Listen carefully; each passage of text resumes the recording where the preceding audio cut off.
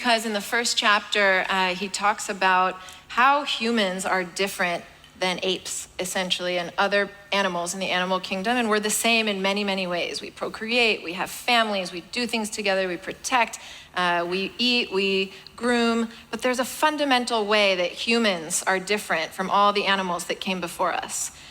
And that thing that we do that's totally unique is we tell stories.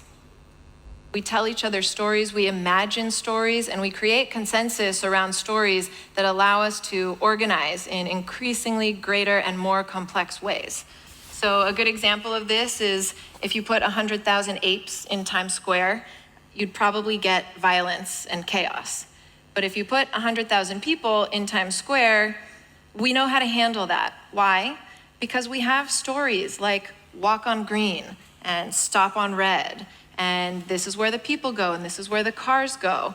And these stories allow us to coexist and collaborate, hopefully, in greater numbers over time.